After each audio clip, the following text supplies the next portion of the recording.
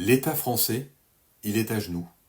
Et comme tout corps en train de s'effondrer, il s'accroche à ce qu'il peut, et ce qu'il peut encore attraper, c'est nous. Son dernier réflexe avant de mourir, c'est de continuer à imposer sa population dans un dernier sursaut d'agonie fiscale. Depuis des semaines, nos députés y débattent non pas pour savoir comment on sauve l'économie, mais de quelles nouvelles taxes inventer pour gratter encore quelques milliards.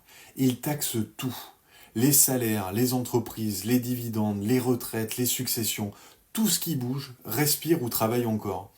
Et pourquoi ? Pour pouvoir encore dépenser plus l'année prochaine que cette année. Et pendant ce temps-là, les indépendants, ils regardent leurs clients qui épargnent ce qu'ils peuvent, mais qui ne consomment plus, et les trésoreries qui se vident doucement, comme le pays. En France aujourd'hui, pour faire 1% de croissance, on doit s'endetter de 5%. Ça, c'est pas une économie, c'est une perfusion. Chaque année, ils dépensent plus et nous, on reçoit moins. Et ce cercle infernal, ils appellent ça la solidarité nationale. Alors oui, accrochez vos ceintures, parce que si les Français ne se réveillent pas, l'agonie elle va être longue et elle va être douloureuse. Mais si on se lève, si on se parle, si on se soude, alors on peut reprendre le pouvoir sur nos vies. Nous, c'est Manon et Luc, le bureau organisé.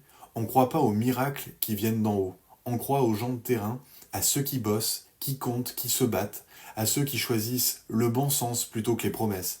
Parce qu'avant de reconstruire un pays, il faut déjà reprendre le contrôle sur sa propre vie. Si cette vidéo t'a parlé, je t'invite à la repartager pour que les indépendants reprennent le contrôle de leur vie.